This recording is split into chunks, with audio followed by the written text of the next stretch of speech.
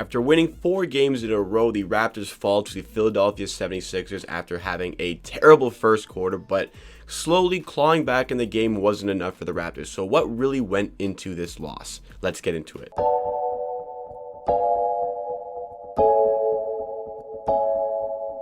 Welcome to the Raptors Roundup, the segment on the channel where we round up the Raptors game from the night before in our game review videos just like this on Amateur Sports, a channel where you get NBA content with a focus on the Toronto Raptors. We do videos and we do live streams like the one we did last night for the watch along against the 76ers. Check out all the great content you missed out on. Siakam for 3. Oh, ball don't lie, baby! There's some great content just like that you are missing out on by not being at the streams. Be there for the stream tonight for the watch along against the Miami Heat. So with all that great content, make sure you like up the video if you enjoy at any point to help us reach new viewers, and subscribe to Amateur Sports to keep up to date with more content just like this and support the channel. But let's get into our Raptors roundup. You already know how it goes at this point. We give you a brief overview of the game. We take you through a synopsis of the events that transpired in said Raptors game, and then we leave you with 3 key takeaways to move on with for the future. So let's get started. So again, the Raptors come into this one above 500, having won 4 games in a row, and those 4 wins coming against some tough opposition. You know, twice against the Milwaukee Bucks, once against the Minnesota Timberwolves in an ugly game, and Sunday night against the Philadelphia 76ers, who are the 1 seed in the NBA. And the Raptors looked exceptional, utterly exceptional in that game against the 76ers. They managed to win 110-103, but I think it was one of their better performances on the season. After that first quarter that was really tough, they managed to fight back. It was such an exciting game to watch them fight back in that one. They were great in the fourth quarter, really took over, really eliminated a lot of the game from Joel Embiid, eliminated the game that the rest didn't give him, and they put on a great show. And coming into this one, you know, I was pretty confident the way the Raptors have been playing, but I know the 76ers obviously have a lot of talent. The Raptors are still without Kyle Lowry for this one, even though they've won 16 games in a row and Kyle Lowry does not feature. His presence is still welcomed on the team. I would prefer to have him over not having him, of course. We roll into this one. Let's see if we can get another big win. So in the first quarter, the problem with the game on Sunday was that Philly got out to a huge lead in the first quarter. And initially, it didn't look like that would be the case in this one. The Raptors were keeping up with them very early on. Norman Powell returned to his, first quarter MVP kind of form early on with a couple of threes that he knocked down. And the Raptors were in the game. It was 7-6 for the Raptors, but then Philadelphia go up 15-7. They had themselves a little bit of a run, but no problem. The Raptors have been in positions like this all the time this season. Call a timeout and see if you can figure it out after the fact. But the Raptors, what they were not doing was defending the corners. And I'm not sure what Doc Rivers did before this game, what he told his team, but he drew up some fantastic plays to free up some wide open corner shots for Korkmaz and Danny Green to really get some good looks. What he would do, understood the Raptors rotation, had one of his guys like Simmons drive in the paint. Simmons would kick it out to the top of the 3-point line, and then somebody would have to rotate, leaving and exposing a wide open corner 3 opportunity for, again,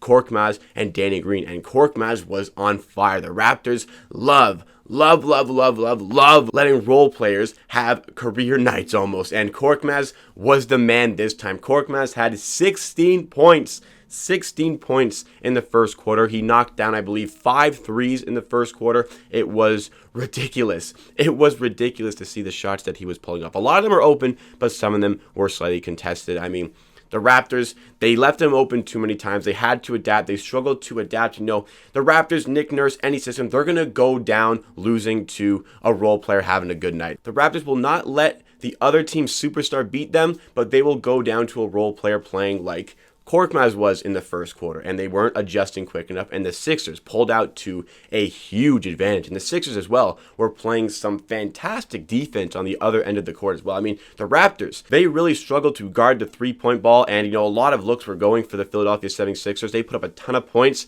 but on the other end, the Raptors could not get things going on offense on the inside. Philadelphia were smothering them on defense. The Raptors small ball just, I like it. It just doesn't quite work against this Philadelphia 76ers team. You do need to have a big on the floor, and the Raptors started small ball again in this one and struggled to find looks. And even when they freed up some 3-point opportunities, the shots just simply weren't falling for them. And for that reason, the 76ers pulled out to a 19-point advantage after the first quarter. Now moving into the second quarter, bad first quarter happens. There was plenty of time in this game for the Raptors to start chipping away. And chipping away, ever so slightly is what the Raptors were doing in the second quarter. They still weren't playing fantastic offense, but the defense really stepped up in this one. And the Raptors couldn't do, a ton to get back right in this game, but were slowly chipping away. And I knew this Raptors team, they had the fight to continue trying to push for the comeback because they were down by a sizable amount Sunday night and still managed to win by 7 points. So down by 19, get yourselves within 10 by the end of the third quarter, and maybe we'll be back in this game. But in the second quarter, plenty of opportunity to chip away. But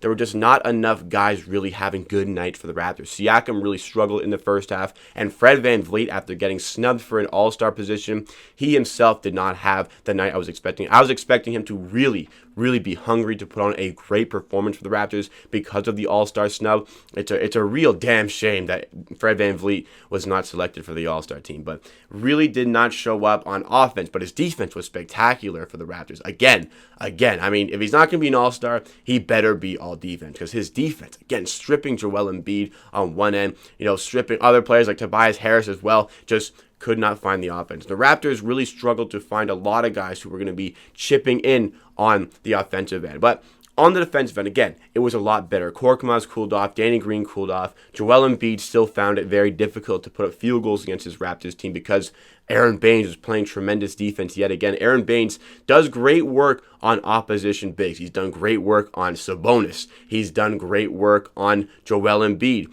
He's done great work on Nikola Vucevic. So Aaron Baynes definitely has a good role of this Raptors team. I really like his position coming off the bench. I just think we need that starting big as well to shore up the position even more. So despite the defense, the offense wasn't there, and we couldn't quite generate enough to really get back in this game. But at halftime, this game is not over yet with the Raptors down by, still double digits, but still lots of time to go. Now we move into the third quarter, and I think this is where the Raptors really felt like they were able to generate something from this game because, again, slowly started chipping away. Siakam had himself a much better second half than first half. The defense, again, continued to lock up the 76ers, who began to stop shooting what they were shooting in the first quarter. And if it wasn't for that first quarter, the Raptors were the better team in the second, third, and fourth quarter. It was just the Sixers had such a good first quarter. The Raptors were so bad in that first quarter that it made it almost impossible for them to really generate enough comeback. And the Raptors still didn't have enough guys chipping in. This was a game where we really missed Kyle Lowry for his ability to hit big shots and create big shots when we need him to, because Siakam, with the paint clogged up, didn't have a ton of joy. Also, Siakam was really struggling from three, and Fred VanVleet just could not get stuff going from the outside. Norman Powell as well kind of struggled after that first quarter. There was a lot of guys in the Raptors not knocking down their threes, and if the Raptors, they play quick on offense, they got to be able to hit those transition threes, and they just weren't falling. The Sixers were getting a ton of free throws as well. The Raptors were not getting the calls. The second straight game against the 76ers where they had 17 more free throws than the Raptors. On Sunday night, they had 35, we had 18, and by the end of this game I'm talking about, the Sixers had 30 free throws to the Raptors 13. And in this third quarter, one of the worst no calls I have ever witnessed. Fred VanVleet and Joel Embiid got tied up for a jump ball. I mean, who's going to win that? But actually, the Raptors come away with the ball out of this jump ball. Norman Powell's on a fast break, wide open to the hoop for an easy dunk or layup. And Ben Simmons completely destroys and hacks Norman Powell from behind, gets him very far up his arm, and no call is made. We just play on like nothing happened. Norman Powell got through into the stanchion that holds up the actual basketball net, and nothing was called here. This is one of the worst no calls I've ever seen. If the roles were reversed for this call, let's say Ben Simmons is going up for an open layup, the way the referees were protecting Embiid and Simmons the whole night, if Ben Simmons was going up for that layup and got absolutely hacked and destroyed by Norman Powell from behind on a fast break, Norman Powell would have minimum gotten a flagrant one for this play, but the refs couldn't even see the contact.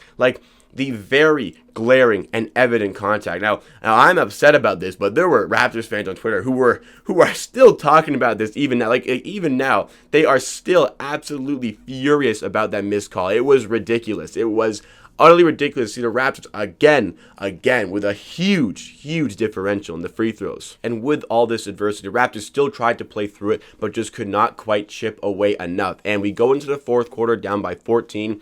It is by no means over, but the Raptors have a mountain to climb. In this fourth quarter, the Raptors were prepared to try and climb that mountain because they really came out hungry. And the Raptors defense always dials in and locks in the fourth quarter. But because they're already down by quite a sizable amount, it's still going to be difficult. You still got to be able to knock down shots. The threes still weren't quite falling. Fred VanVleet did manage to get 1 3 in this final quarter. And the Raptors really made a push for this. Eventually, they found themselves down by 6. Chris Boucher actually started to get some more minutes here and was playing well. Siakam really came alive in this fourth quarter, was slashing, getting his looks to the rim, even pulled a little shimmy on Ben Simmons, who was so-called one of the best defenders in the NBA.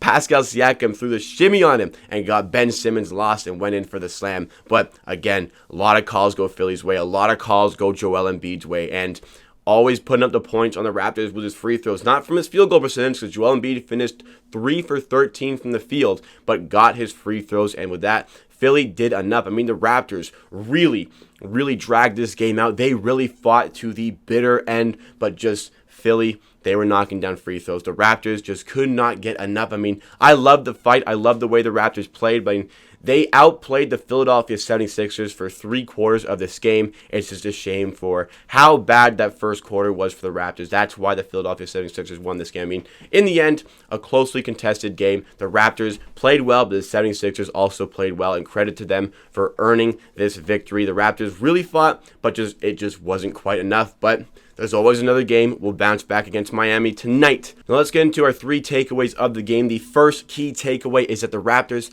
have this fight within them. All of a sudden, they're really fighting for these games, something that wasn't being seen early on in the season. You saw them getting stressed out. You saw them get deflated when they would go down, but not here, not now, not this team, not the way they've really bounced back from that early start, and they fought to the bitter end. I mean, they really dragged out this game. They really thought they were still in this game. They fought right until the final buzzer, and that's all I could really ask of them after that first quarter. I mean, obviously, you got to have improvements. You got to play a 48-minute game, but the fact that the Raptors were able to bounce back and outplay the Sixers for 3 quarters is good, and it bodes well for future games. Second key takeaway is the Raptors defense. It was stunning for 3 quarters of this game. Really bad in the first quarter, but what can you do when the Sixers are shooting lights out, almost 60% from 3 as well? But the Raptors defense has been improving. It is something that they can rely on game in, game out, and something that is going to help them with their consistency over the course of the season. Fred VanVleet, even though he wasn't there on offense, still produced some all-defense level performances in this one. I mean, Fred VanVleet had 4 blocks this one. Fred VanVleet is like 6'0", producing 4 blocks against one of the tallest teams in the NBA, the 76ers. Even got some stuffs on Joel Embiid. So